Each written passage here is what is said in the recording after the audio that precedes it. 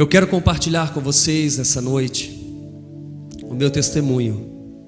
Pela primeira vez, eu estou compartilhando o meu testemunho completo.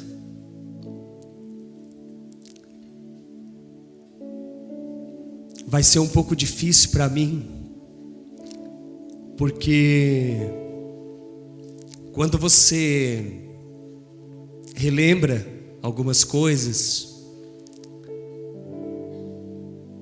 não é que dói, porque Deus já curou, mas você começa a ver o quanto Deus te ama.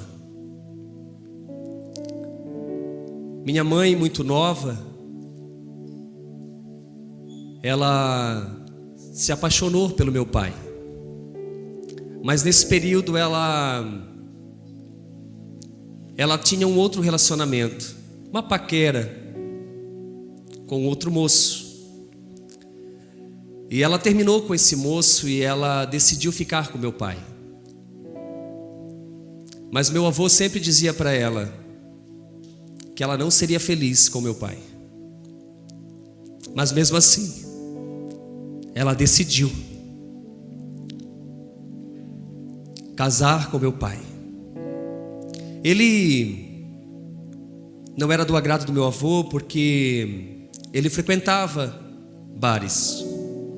Ele não bebia muito, mas o pouco que bebia fazia com que o meu avô sentisse muito medo de entregar sua filha, minha mãe, a ele. Mas ela estava decidida, e então ela casou com meu pai. E as primeiras semanas do casamento foi lindo demais. Minha mãe conta que ela estava muito feliz. E aquelas palavras do meu avô não faziam sentido para ela. Mas passado alguns meses, minha mãe começou a ver que o meu pai, ele não era aquilo que ele falava. Ele começou a se tornar uma pessoa muito agressiva. E ela começou a apanhar já no início do casamento. E isso fez com que ela sofresse muito. Ela não podia voltar para a casa do meu avô. Ela estava numa situação difícil. Mas o meu pai sempre prometendo que ia mudar, que ele não iria ser esse homem agressivo, e muito menos ele seria um alcoólatra. E ela, acreditando nele, ela engravida do primeiro filho. E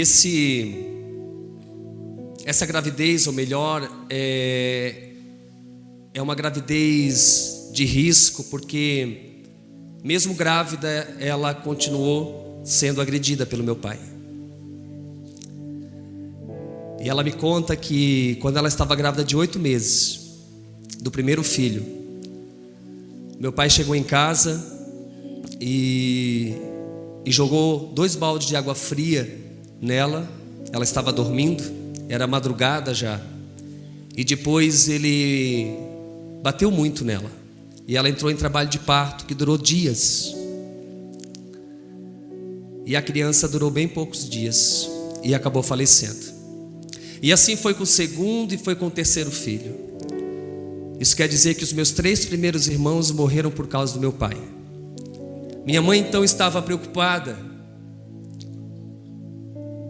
Não queria mais engravidar. Estava desacreditada. Ela já tinha sofrido muito.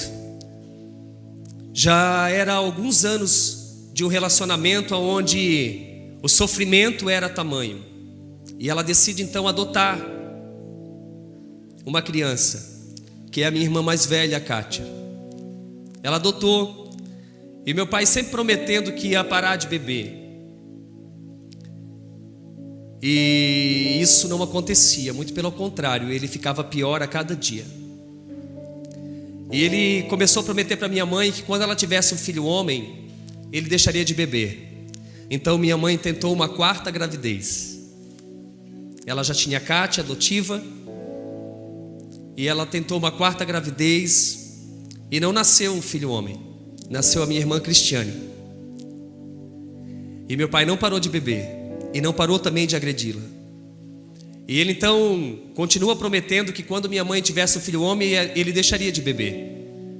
E minha mãe então entrou numa quinta gravidez e veio a minha irmã Michele, não veio um filho homem. E aí minha mãe não queria mais, meu pai também não queria mais. Mas a vida dela já estava totalmente desgraçada. Ela apanhava muito, muito. Minhas irmãs apanhavam. E sem que eles projetassem, minha mãe engravidou. Minha mãe um dia disse para mim que eu não fui projetado por ela e nem pelo meu pai, que eu não era um sonho dela, devido às circunstâncias e à vida que ela vivia. Mas quando ela soube que estava grávida, ela tinha ainda uma esperança, mesmo não sendo um sonho. Ela tinha uma esperança que viesse um filho homem, porque meu pai prometia que ele iria deixar de beber. Mas para surpresa dela, quando ela estava de 2 para 3 meses, o médico disse para ela que ela estava com rubéola e que ela tinha que tirar o bebê. Mas ela, com muita fé, acreditando que ela poderia sim ter um filho perfeito, ela decidiu então não tirar. Mas o médico disse: ele vai nascer com problemas seríssimos. E a minha opinião é que você tire. Sabe, queridos, às vezes eu paro para pensar o quanto o diabo tenta nos parar. No ventre da minha mãe, ele já estava tentando me parar. Não é diferente com você, ele sempre vai tentar te parar. Mas minha mãe então decide continuar na gravidez. E para a glória de Deus, nasceu um filho homem com muita saúde. E meu pai parou de beber durante um dia. Minha mãe ficou triste, mas ela continuou. Agora não era mais apenas 3 filhas, mas éramos em 4. E eu comecei a apanhar com 7 meses de idade. Minhas irmãs também, sempre apanhando. Minha mãe. E minha mãe me conta que eu estava no berço com um pouco de manha, e meu pai chegou alcoolizado em casa, e ele me bateu muito, e minha mãe não podia fazer nada. E eu fui crescendo num lar disfuncional.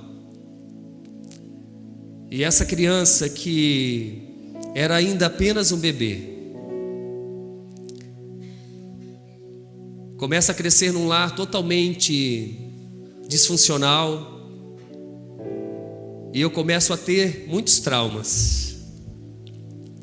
E com 1 ano de idade, eu comecei a desenvolver uma dor na barriga que os médicos não achavam.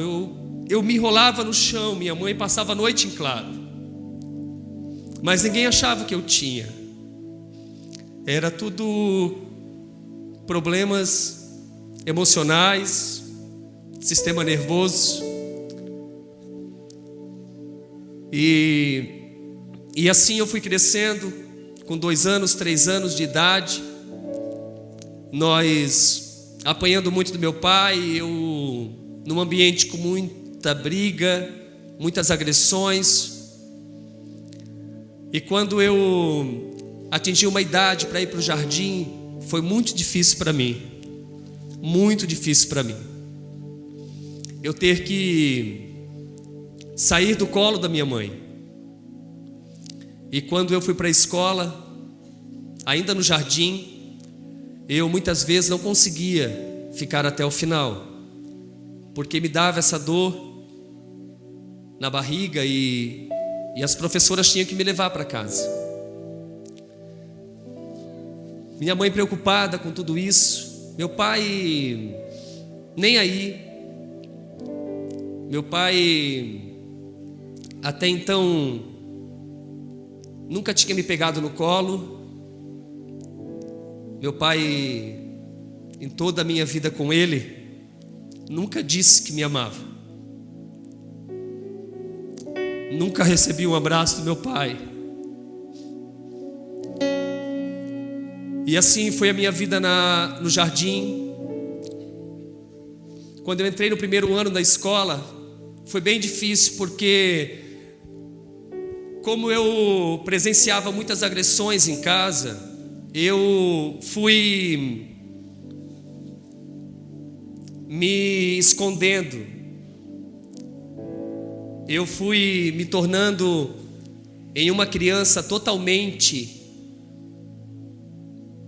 sozinha. Eu não queria estar perto de pessoas. E na escola foi bem difícil para mim. Eu lembro que toda a minha infância, dos 7 anos até os 12 anos, foi muito difícil. Eu não tinha amigos, eu não conseguia me relacionar. Eu era aquela criança esquecida no banco da escola. Quando chegava na hora do intervalo, eu me escondia lá na quadra, no último banco, e eu ficava ali esperando o sino bater para ir para a sala, porque eu não conseguia me relacionar com os meus amigos. O problema não era os meus amigos, o problema estava em mim. O problema estava na minha família. Eu não tinha mais prazer de ficar em casa, mas eu também não tinha prazer de ir à escola. Na minha casa, eu lembro que com 7 anos, meu pai estava se tornando um homem tão agressivo que a gente não conseguia mais dormir em casa. E aí nós começamos a dormir na rua. Tinha uma vizinha que tinha um terreno bem grande atrás, onde tinha umas árvores de frutas. E eu nunca me esqueço que nós dormimos 1 ano e meio embaixo de um pé de limão. E com 7 anos eu disse para minha mãe: mãe, o meu pai faz isso com a senhora porque eu não sou grande, porque quando eu crescer eu vou matar meu pai. Eu estava me tornando um ser distorcido. As circunstâncias estavam me levando a ser uma criança, um jovem vazio. E como nós estávamos dormindo muito tempo na rua, quando nós voltávamos para casa, o meu pai nos agredia. Então eu não tinha segurança em nenhum lugar a não ser o colo da minha mãe. E quando eu já estava no 3º, 4º, 5º ano do ensino fundamental na escola, eu comecei a sofrer muito bullying. E foi muito difícil para mim, porque como eu não conseguia me relacionar, então eu não era um ser normal. Eu era uma criança isolada num canto. E eu não conseguia mais. E aí então, quando eu completei 12 anos, eu parei de estudar, porque eu não conseguia mais ir para a escola. Quando batia o sino da saída, eu ficava desesperado, eu ficava perdido no meio daquela multidão de alunos.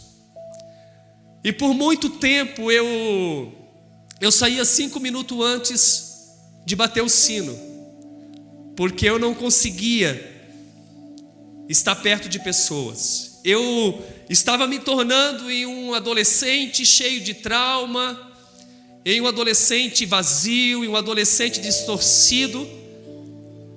E aos 12 anos eu desisti de tudo, eu desisti dos meus estudos, eu desisti das pessoas que estavam próximas.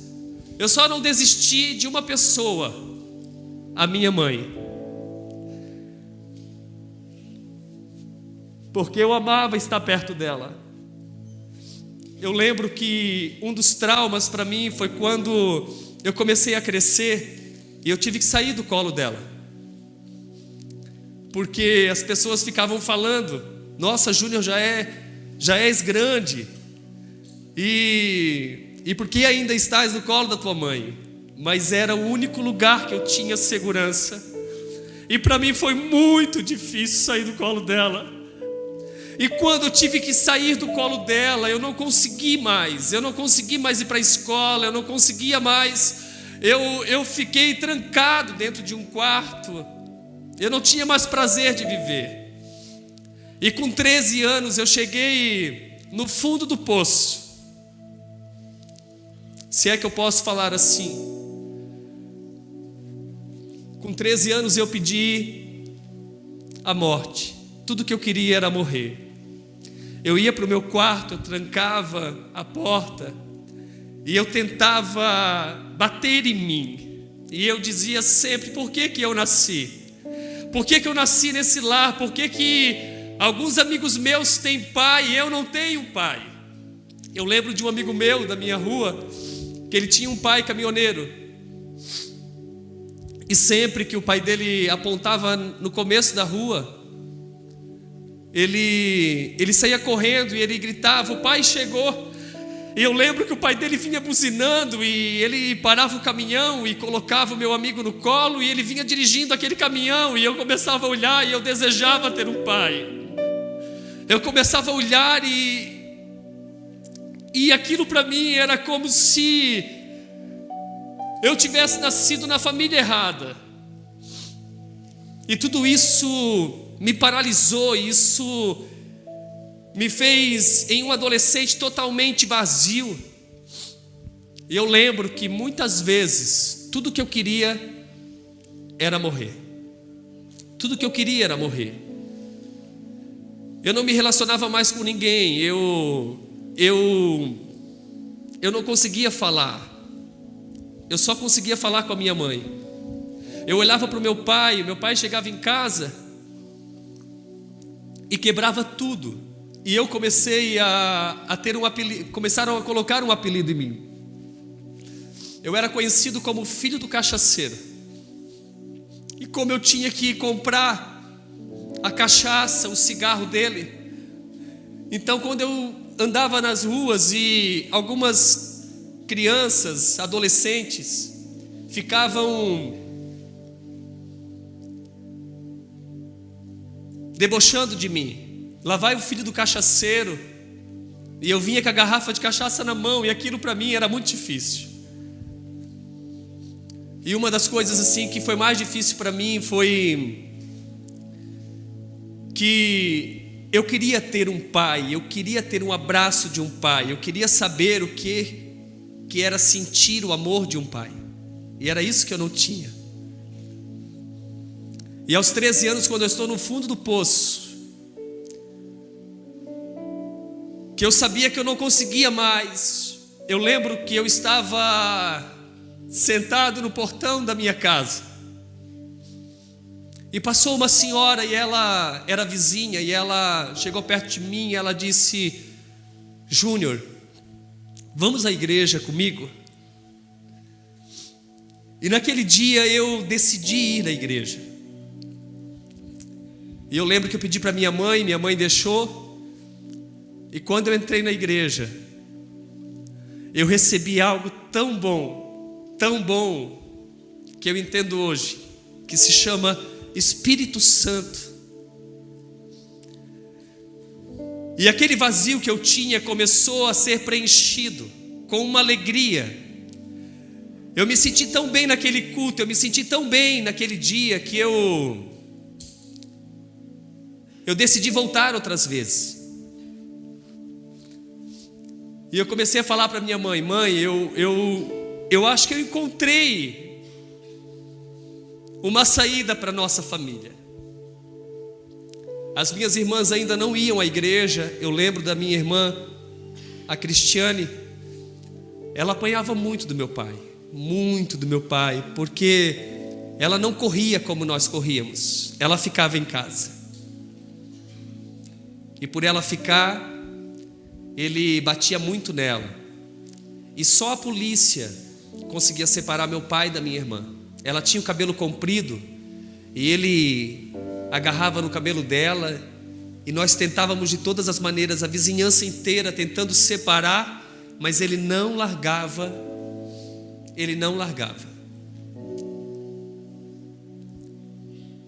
Mas quando eu comecei a conhecer Jesus, eu comecei a ver uma esperança.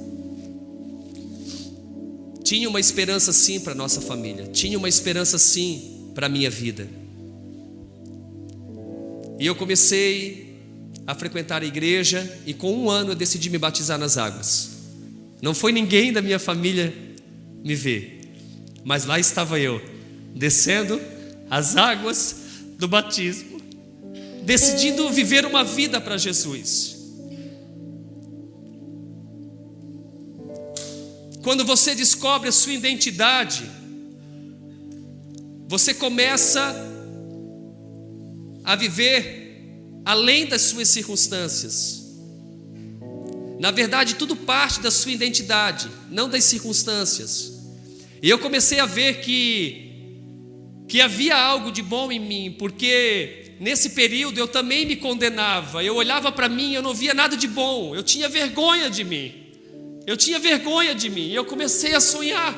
Deus, Ele começou a me dar oportunidades, e eu comecei a sonhar, e eu lembro que o primeiro sonho que eu tive foi de me tornar em um homem cheio de amor, aonde pudesse encontrar uma mulher e construir uma família. E eu lembro que a minha decisão era ter filhos e dizer para os meus filhos todos os dias o quanto eu o amava. E a partir do momento que eu comecei a sonhar, eu comecei a viver de forma diferente. Mas para minha surpresa, o meu pai, 1 ano e meio depois da minha conversão, o meu pai veio a falecer. E eu não consegui tirar meu pai das drogas. Eu não consegui tirar meu pai do vício do cigarro, do álcool. Eu não consegui. E eu orando a Deus, eu disse: Deus, eu não pude fazer muito pelo meu pai, mas eu quero fazer por outros pais, outras famílias. E eu comecei a sonhar em ter uma família. Eu comecei a sonhar em trabalhar com pessoas viciadas em substâncias psicoativas. Eu comecei a sonhar em ter um abrigo para crianças, porque eu era órfão de pai vivo. E todos esses sonhos foram na minha juventude. Mas mesmo assim, Júnior, você tinha ainda alguns traumas? Sim. Eu entendo que ainda estou em processo de melhoramento. Mas Deus foi me curando. Com 17 anos para 18, eu entrei em um relacionamento, não deu certo. Depois logo em seguida eu entrei em outro relacionamento, em outro namoro, e também não deu certo.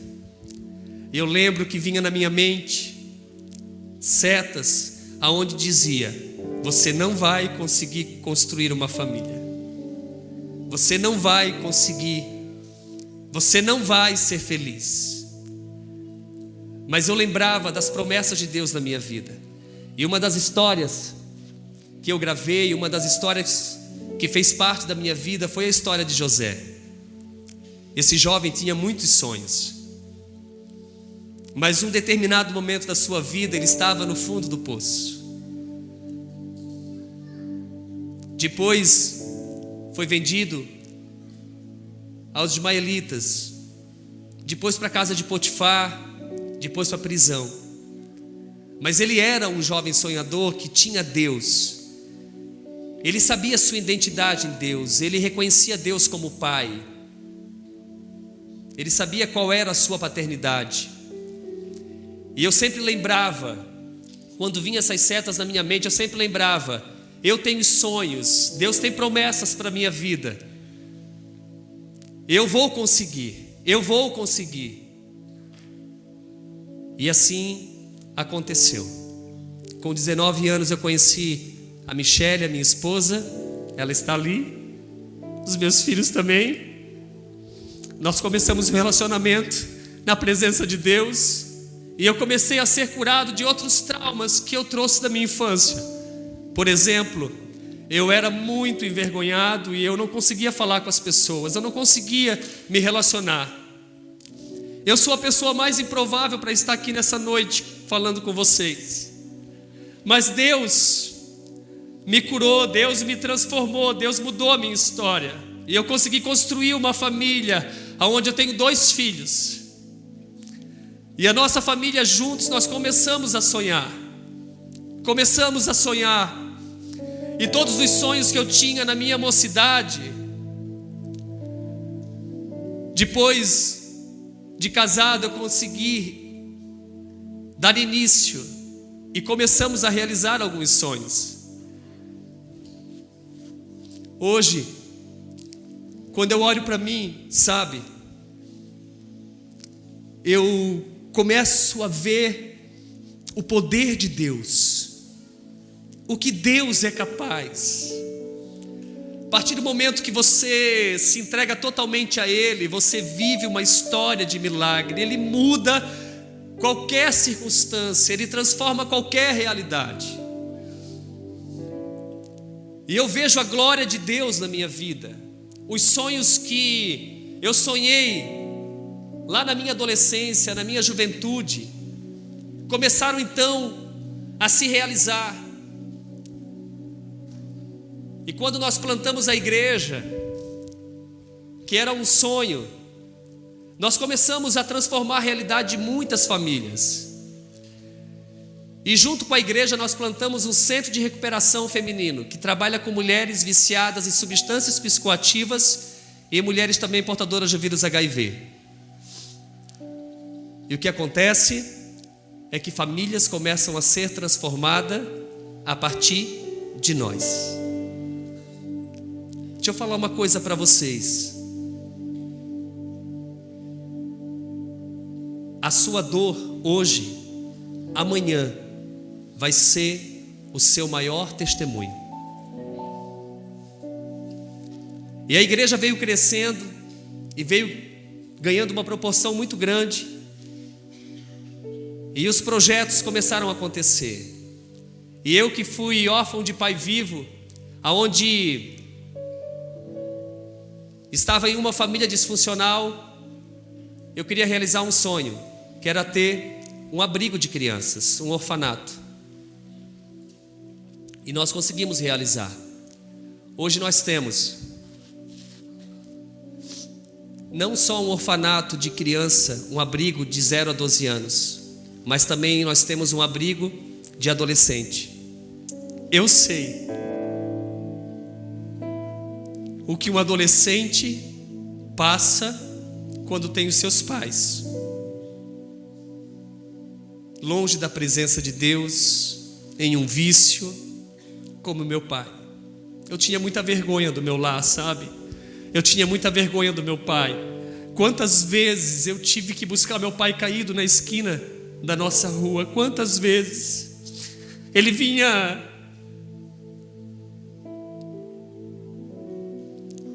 por cima de mim, de mais algumas pessoas que me ajudavam, e as pessoas não conseguiam compreender, e muito pelo contrário, meu pai era motivo de muitas falas horríveis, de muita humilhação. E eu também passei por muita humilhação. Então, eu sempre sonhei em ter essa casa também de adolescente. Hoje, quando eu abraço um desses adolescentes que estão no abrigo, eu começo a lembrar da minha história.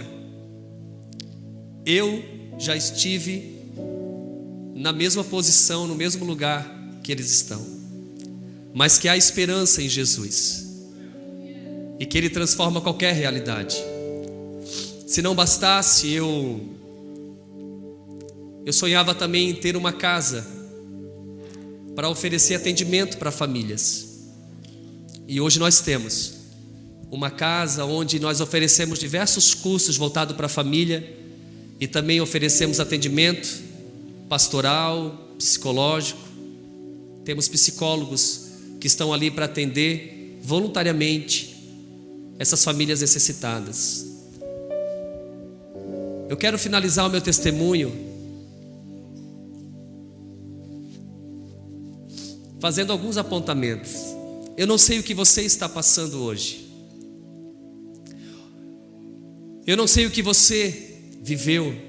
Eu não sei quais são as memórias que você tem da casa dos seus pais. Talvez alguns aqui tenham memórias ruins da casa dos pais. Talvez alguns traumas ainda fazem parte da sua vida. Mágoa. Talvez você não consegue liberar perdão.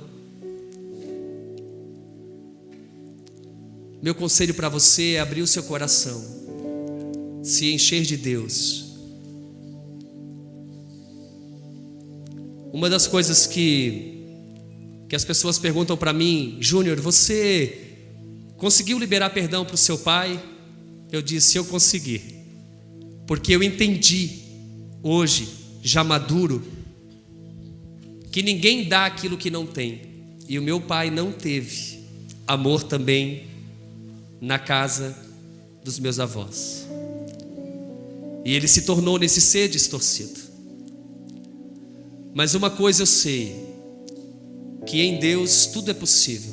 Tudo é possível. E assim como Deus transformou a minha vida, assim como hoje eu tenho uma família mais linda do mundo, você também vai ter a sua família. Você também vai ser feliz. Nunca permita que o inimigo venha dizer que você não vai conseguir. Nunca permita que o inimigo venha dizer, te acusar e dizer que você não deveria ter nascido. Eu não fui um projeto do meu pai e da minha mãe. Minha mãe disse que eu fui um acidente. E aos 2 meses de gravidez, o médico disse que ela tinha que tirar. E ela não tirou. Sabe por quê? Porque eu descobri que na palavra está escrito que antes que eu chegasse no ventre da minha mãe, Deus já tinha sonhado comigo. Hoje eu sei quem é meu pai. Hoje eu sei, porque todos os dias Ele fala comigo. Todos os dias eu falo com Ele. Hoje eu consigo me relacionar porque Ele me curou. Hoje eu consigo viver uma vida abundante porque o Senhor me tirou da escassez. Hoje eu consigo compartilhar desse amor porque eu estou cheio do amor de Deus. Hoje eu consigo romper as barreiras porque eu sei que em Deus, em Jesus, eu sou mais do que vencedor. Nunca esqueça que Deus, Ele não te abandona, mesmo na sua dor. Ele está contigo. E Ele vai te dar o escape. Eu quero terminar lendo um texto bíblico que está lá em Romanos, capítulo 8, verso 15 diante. Pois vocês receberam o Espírito, pois vocês não receberam um espírito que os escravize, para novamente temerem, mas receberam um espírito que os adota como filhos, por meio do qual clamamos: Abba, Pai.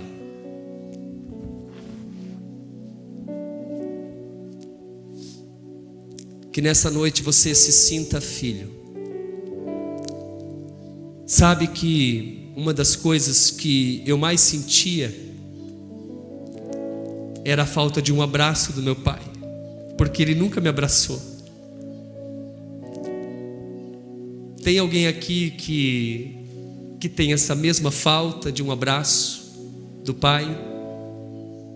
Pode levantar sua mão. Nós temos algumas pessoas aqui. Vem cá.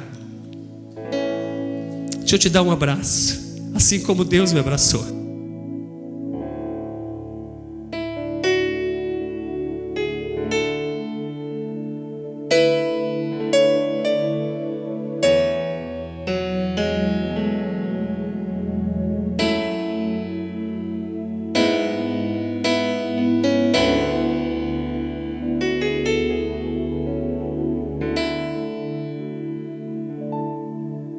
O Senhor te ama. Você é muito importante. Você é filho. Amém? Deus abençoe.